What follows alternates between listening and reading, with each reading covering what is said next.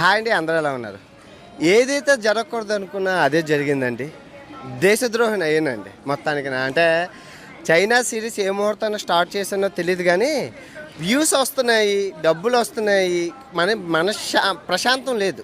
ఇంకా China series of చేసేస్తున్నాను, Africa వెళ్ళిపోతున్నాను. ఎందుకో ఏమిటో తెలిసే ముందు పూర్తిగా వీడియో చూడండి, ఓకే? ఏది మిస్ చేయకండి.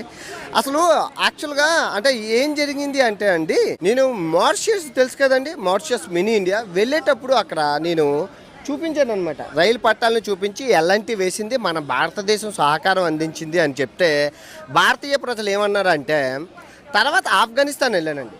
ఆఫ్ఘనిస్తాన్ వెళ్ళాక అక్కడ హాస్పిటల్స్, తర్వాత రోడ్లు, తర్వాత స్కూళ్ళు మన భారతీయులు కట్టించారు అంటే మన భారతీయ ప్రజలు ఏమన్నారంటే, కనతల్లికి చీర కొనలేనోడు పినతల్లికి వడ్డానం కొన్నారని కమెంట్లు చేశారు. అదేంటండి, ఇప్పుడు కొందరు హిందుస్థాన్ జిందాబాద్ అని చేశారు, బాగానే.